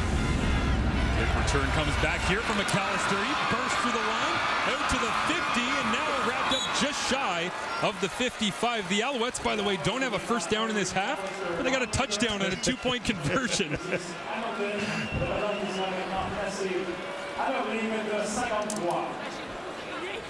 Yeah, James Butler. Let's go back to talking about James Butler. The one thing that was impressive of him is he leads the Canadian Football League in catches for a running back. So, you certainly got a guy who's a 1,000-yard rusher, but you can also get him the ball in space and let him do things with it. Talking to Scott Milanovic this week, he said, Butler, they use him a lot of ways to ship. And what that means, ship means helping the offensive tackles on the really good pass rushers and defensive ends. He said he's been really good in protection. Just somebody they can do a lot of different things with next week. In the backfield right now, they have Sean Thomas Erlington flipping out to Keandre Smith. Big tackle in space that time. It's Stubblefield, the outstanding rookie, flying up and making the play. Yeah, you basically, Stubblefield, as a low zone player, recognizes what happens out here. The ball gets flipped out quickly, but Stubblefield's right there, low. Nice low tackle. You want to go low on Keandre so you don't go high, and he can break that tackle. Really good by Stubblefield. We'll go for a loss of 1, 2nd and 11. For Taylor Powell. Tiger Cats best in the CFL, converting on 2nd and 7 plus. They'll do it once again here. Omar Bayless all the way down to the Montreal 40. Yeah, really good execution here. Taylor Powell taking what the defense does when it's 2nd and 10 and everybody lifts. I'll show you right here. You're going to have 2 people going deep, and we're going to have a crossing route. If the Wilt linebacker carries underneath, throw the underneath crossing routes. Now you can get the yardage to run and go and pick up the 18-yard gain, I believe. It's a really good execution by Taylor Powell, taking the underneath throw. Hamilton, the only team in the CFL to have 100 conversions on 2nd and 7 plus. They add to that with Bayless. Now right down the chute goes Sean Thomas Erlington, and Marc-Antoine Dequoy, the fellow Montreal Carabin, has to pull him down, but not until another Hamilton first down. Yeah, you're getting pressure. Once Noel Thorpe sees a couple of big plays, what he's going to do, you're going to see some pressure from the outside.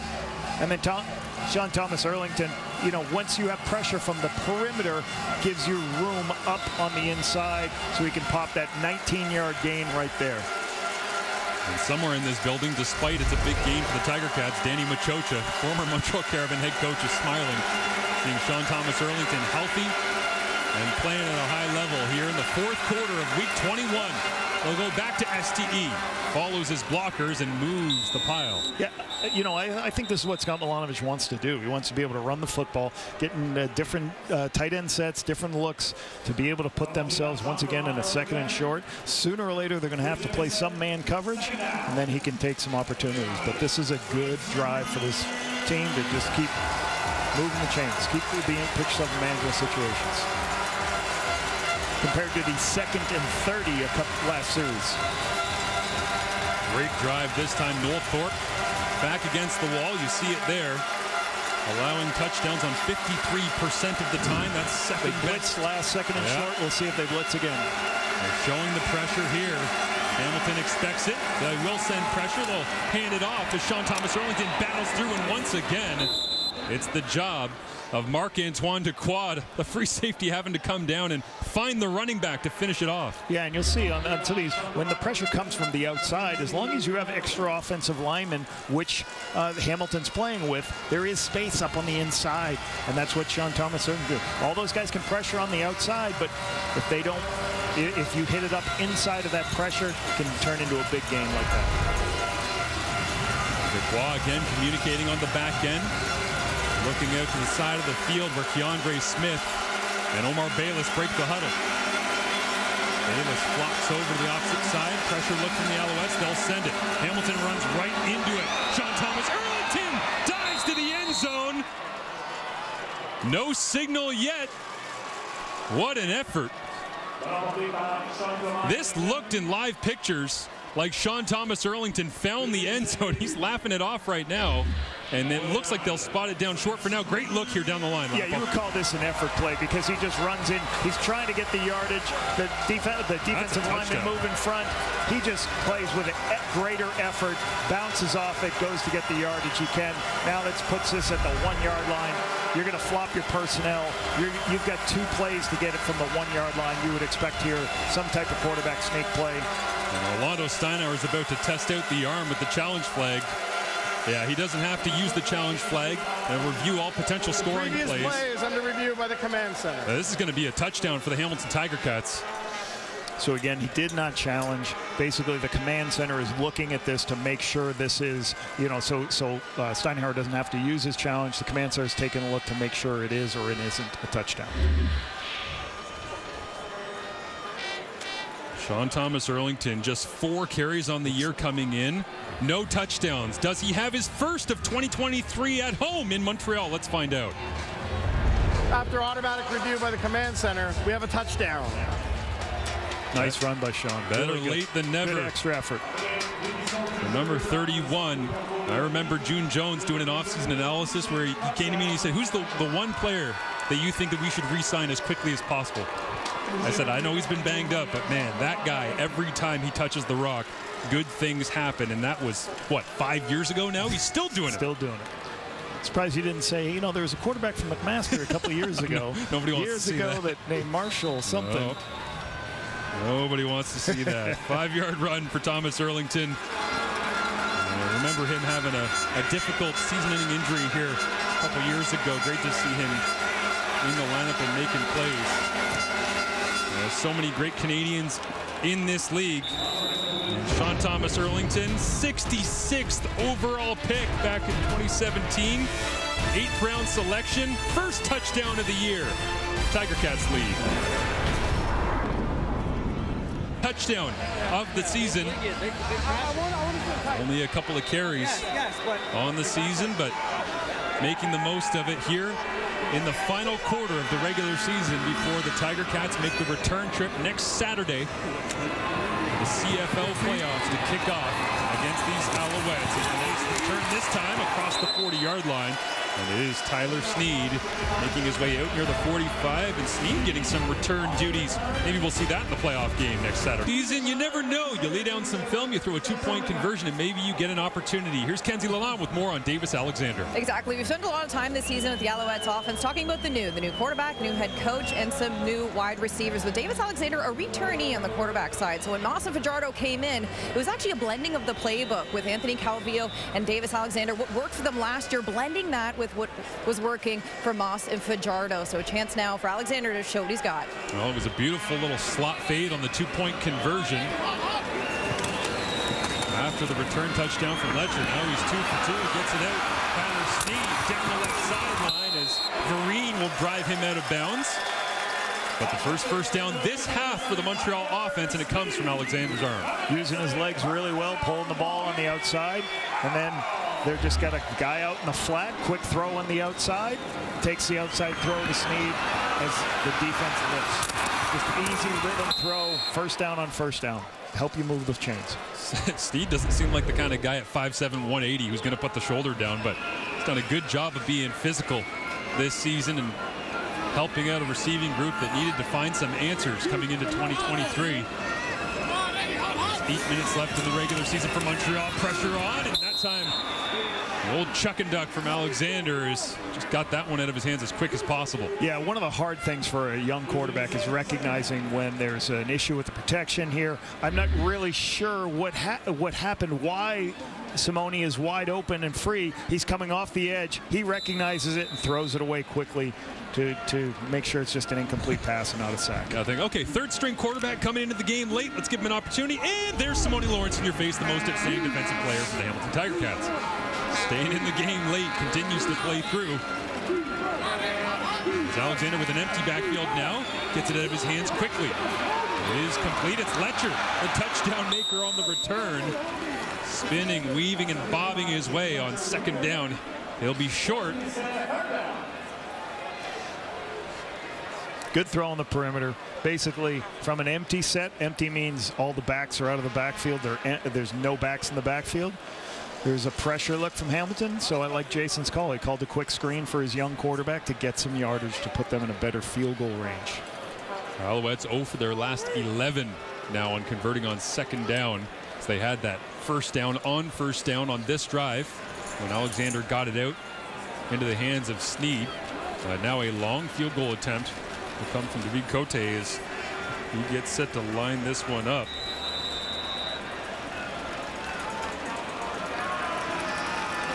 Right at that 50-yard line on the edge of the McGill logo here. Percival Molson. Hamilton leads by 1. Kick is up, drifting to the left. Does it have enough? No, it's short. And in the cool air in Montreal, Tyreek McAllister is going to get another missed field goal return opportunity. Down the sideline he goes, and driven out of bounds, that time by Alexander Gagne. There's Cote, unable to make the tackle on McAllister earlier on in this ball game when McAllister took it to the house. And he was shopping for some action here down the sideline, and woof, speed bump, not a stop sign. A little bit of shopping. Sacks, tackles, special teams, plays, interceptions, knockdown, fumbles, recovered, fumbles forced. He's been everywhere all year long for this Montreal defense. As a 200-pounder, smaller size linebacker, but that's what our league is going to play. More smaller linebackers who can do a number of things besides just playing close to the football. They can play deep, they can play out in coverage. Taylor Powell continues here, hands it off. Once again, Sean Thomas Erlington leans his way forward, but Beverett really has, I mean, he got his opportunity in Hamilton to make a name for himself. And what I loved hearing from Jason Moss this week was when he said, we used to always hear other coaches raving about him. I didn't really get a chance to see it because I was calling the offense, of course, in Saskatchewan the last couple of years. I came here and he has come as advertised. Yeah, and as I said before, that transition from special teams player to starting linebacker is a difficult one. Yeah. He's done it above and beyond. And, you know, no Buck just loves how many different ways he can utilize him. That's Deontay Evans pulling back the defensive line there to make sure they're not offside on the short yardage package of Kyle Loxley. Drives the legs, and that'll be a first down for the Tiger Cats. So, you know, with Montreal's linebackers aren't the biggest. They're smaller guys, but it allows flexibility. And what does that mean? Tyree, he can walk out and play over. He can play over the number 2 receiver. He can, at times you'll see him go play the post, and what that means is he'll become a free safety. He'll play all the way deep. And when you have the guys who are more athletic but smaller, you've got the ability to use those guys in different ways, and it really confuses people about what coverage is. They need that short yardage package in the cooler weather expected next week in the playoff game on Saturday as Terrell Walker makes a grab, crosses the 55. Gets turned around there. Who else? Marc-Antoine Dequoy in on the end of the tackle that time, and he looks like he's feeling it a little bit. Yeah, and certainly when you have speed and you have to run downhill, and that's what he does so well here. I believe this is just a quick throw on the outside. If they have too many people standing at the line of scrimmage, they throw the ball outside. Dequoy has to be the free player, has to run all the way down to make the play. Really good chase by the Montreal defense, sprinting to the ball. Like it might have been that left hand or wrist that was bothering him a bit. Stays in the ball game. You see him at free safety, staring down Taylor Powell. As Powell looks to throw on the crossing route, off the helmet of Deontay Ruffin, and intercepted. Kavian Ento, his 3rd interception of the season, crosses midfield and is brought down.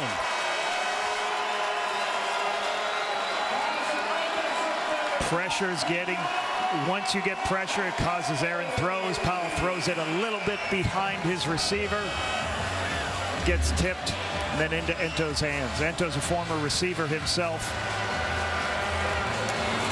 Got just behind. Ento is there to recover it, almost like a punt return. He could go get it. Almost tried to duck to get out of the way, did Ruffin. This Montreal team is a highlight machine between the dribble kicks, interceptions, bouncing off guys' helmets, big returns with Letcher. And they've gotten to second place because of their takeaways. I mean, this team, they do such a good job of taking the ball away. And then on offensively, they're doing enough, but they're not turning the ball over. Davis Alexander goes to Cole Speaker here on first down, and Speaker rolls off nearly a first down. We had a great chat with him this week.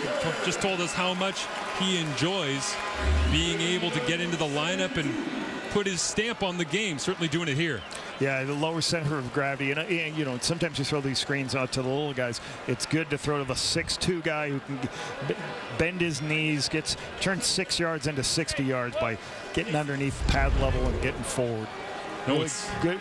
You know, interesting talking to Anthony Calvillo, who says with Speaker, his ability to become a good player within their system is also complemented Austin Mack. Yeah. And allowed, you know, maybe Austin Mack doesn't have as many touches, but Anthony said they're spreading the ball around between all these different receivers, and they're a humble group in the room. They're all looking to just help each other get better. Get one more touch that leads to a touch for somebody else. The Alouettes, following the if you don't use it, you lose it rule, they'll burn one of their timeouts before the 3-minute warning. As it was interesting talking to Cole Speaker this week when he said, you know, kind of low-key, I got my opportunity last year as a young guy to play in week 21 on the road in Toronto, and it really changed the trajectory of my career just to get an opportunity. I said, so will you be cheering for anybody regardless of whether it's Hamilton or Montreal, young guys, unknown guys that are getting their opportunity here? He said, I mean, yeah, I just want to see guys succeed. I want to see players like me that get an opportunity and make the most of it. That's what this game is about. And he's a small college guy, you know, played at the Division III level, the smallest non-scholarship level. So he's very humble and thankful for every opportunity he gets here. Caleb Evans back in as part of the short yardage team on second, about a yard and a half, 2 yards on that one. You know, so some people may ask, you know, it's 2nd and 2. You're not going to get the yardage normally running the QB sneak off tackle. You know, you do it because you get 2 downs. Yeah, Caleb crams it up in there, and they'll likely go for it when we return. 1-point ball game. Coming up, the Argos visiting the Red Blacks, and according to Jim Barker, this is must-watch television. No, you're not going to say anything? Absolutely. Yes. Absolutely. As the panel getting ready for game number 2 coming up. Toronto in Ottawa. As they'll go for it here after the 3-minute warning, as expected. And Caleb Evans moves the pile off that right-hand side and picks up the first down for Davis Alexander. Caleb trots off. Davis goes back in, gives a new set of downs. They are in what I would call the kick zone. They've got a 47-yard field goal. They don't want to lose any yardage here, so they got to be careful what they call here, because they're in a position to take the lead with a field goal here at the end of the game. So much success for Caleb Evans and the short yardage team with Ottawa in the past. Brought in when Dom Davis went out to BC. And moves the sticks that time to the excitement of Cody Fajardo, done for the evening as Davis Alexander at the controls for the Alouettes. Jasmine Antwi cuts back. Nice move in the open field. Gets a block. And then is brought down in short order. Jagarrett Davis running to the football. Great read by Davis Alexander. A blitzer off the edge. He throws the swing pass to Antwi. And then, again, you have to make plays in space. This is what, when you get the ball, when the defense is out of position, you can, there it is, cut the weak arm, cut across. When he's overplaying the swing pass, break across the grain and get the yardage. So that's a great throw to get speed and space and let him make his plays. Now they're definitely in field goal range. They can open up their offense and call whatever they'd like to call here. 18-yard gain, and Jagarrett Davis full throttle at the end of that one. As Alexander will hand it off. Antwi again driving the legs down inside the 20. A good run, good tight inside zone run to put them in a position to keep running this clock, keep getting with yardage, put them in second medium. Edwards coming off a little bit too wide. Give that run up inside. First score zone opportunity since the first drive of the ball game. If you were with us nearly 3 hours ago, it was an opening kickoff return fumble by the Tiger Cats. Montreal got it. 2 pass completions later, they were into the end zone. Tyson Philpott with the major on that one to put them up 7-0. Here we sit at 2019. 90 seconds remaining in the ball game. We'll hand it off to David Dallaire. The rookie fullback out of Laval gets a carry. Yeah, a little bit trying to just put that ball right up inside, get them in their short yardage range. I think this is going to be too long here. This is probably going to be a 3rd and 2 to 3, so field goal range. We'll keep running this clock down. Keeping the ball on the ground with a run allows you to keep running clock. Should keep running this clock all the way down. Get the field goal to take the lead. As Alexander gets congratulations from Jason Moss, who is about 91 seconds away from focusing on all things Eastern semifinal. Coming up next Saturday, right here at Percival Molson Stadium. looking for their first sweep of the Ticats since 2009. Montreal Alouettes. And at the start of the season, when you saw some of the changes in free agency and the changeover in coaching staff and all the rest, and Cody coming in and the way last season ended in Saskatchewan, weren't sure they'd be in the playoffs. Well, they're not just a 3 seed, they're hosting the Eastern semifinal next Saturday as Cote, with pressure on, hammers this one through, and the Alouettes have the lead back.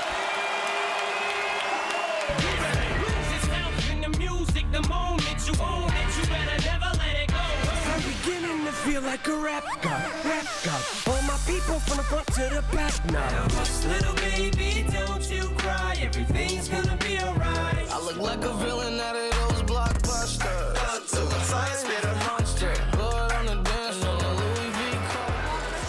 As Cote makes his way back to the sideline here, with Montreal now in the lead 22-20, and a good opportunity. Situational football at the end of week 21, fourth quarter, inside 3 minutes remaining, to potentially see Taylor Powell go ahead and make a little drive out of something. Yeah, great reps for the coaches, right? Great reps for him to put themselves in a position to see if they can finish with a win.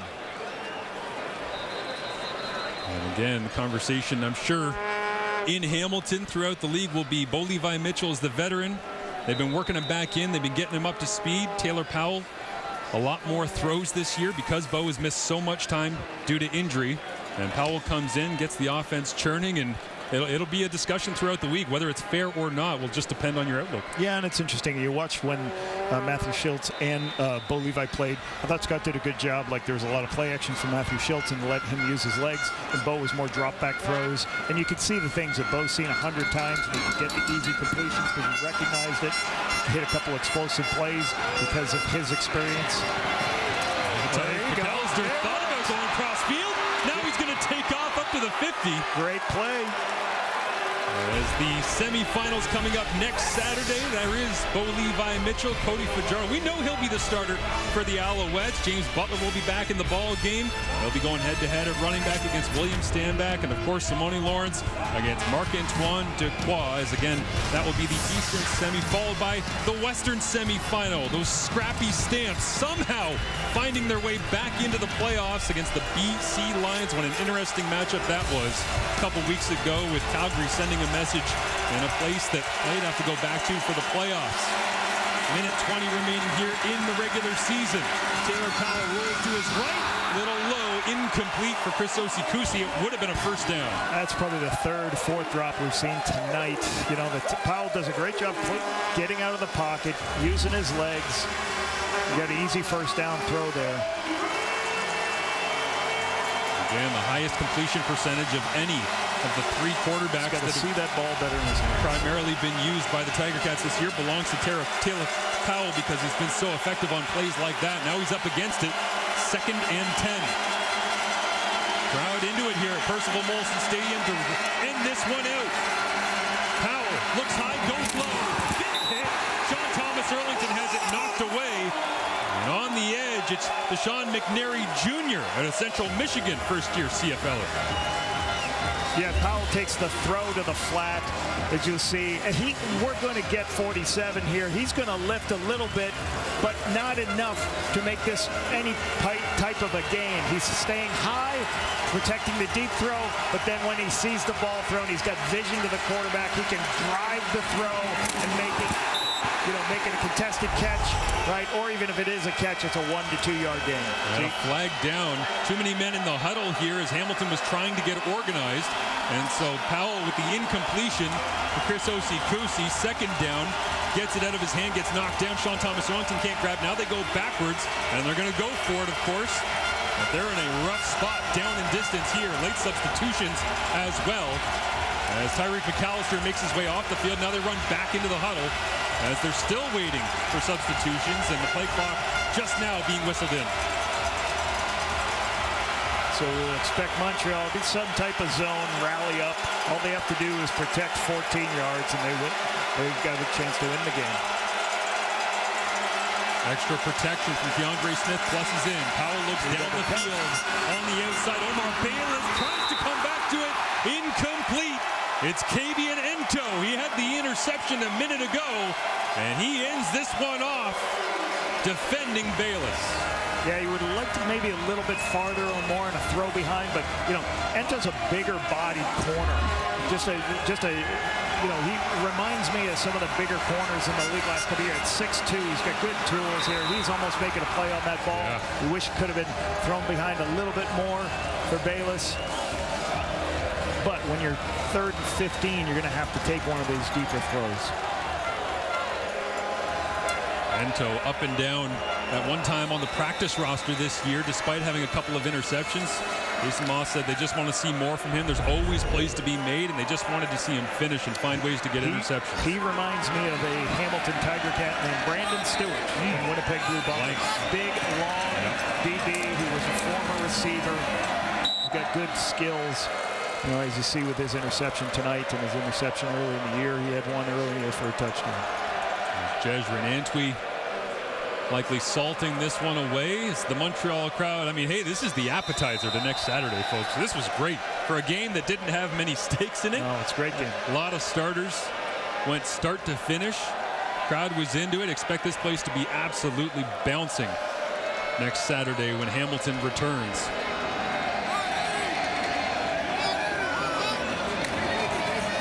Antwi pushes his way forward once again, and Hamilton trying to get the football back. Rolling down to 33 seconds. I do like how they've used Antwi this year. They've used him in with William Stanbeck. He's had some good games himself from a rushing yardage. It's nice to have a very talented player on your roster, and you're not using one of your designated American spots. What I'm really interested in terms of depth chart going into next week's playoff game, do they find a way to get Walter Fletcher up with Antwi and Stanback? Because that three-headed monster, as Jason Moss goes ahead and calls his final timeout. But in terms of designing the game plan all year long, I've been waiting for Moss to bring out that triple-headed monster and those packages that they used so well late in the season last year, going into Toronto in the Eastern Final and all the rest. We haven't seen that this year, and he said it's not because we don't want to. Different guys have been banged up at different times. We just haven't gotten them on the same page. As it stands right now, Lapo, Walter Fletcher's on the one-game injured list. If they could get him up and find a way to make it work on the roster, that could be a bit of a counterpunch that we haven't seen yet. Just the hard part of that is, you just don't. You only have one football, so it's so hard to, how many touches does he get compared to a linebacker or the extra defensive back that can be on the roster, can play all the special teams. So that's the battle you're fighting as when you're setting the roster, right? If I get Fletcher in, I got to get him. He's got to get 12, 15 carries, or else you don't want to take a core 4 special teamer off the roster, and that's the issue you go through. A guy that can play every team, and obviously Letcher has proven here tonight that he can handle the return duties, so it's not like you need Fletcher back to be a returner. But we'll see how that comes together as the week goes on. Zima looking to pin the Tiger Cats deep in their own end. Late in the fourth quarter as Shedler Fervius goes and makes the tackle that time. 7th receiver taken in this past year's draft at St. Mary's University. Downfield on special teams coverage, and 6 seconds remain. You will see if they work their situation here. This far away, 6 seconds left. Most of the time you're going to throw it to one person, and then it turns into a lateral fest. You're going to keep lateraling, people get behind, so it's laterals all the way across until somebody can find space and run.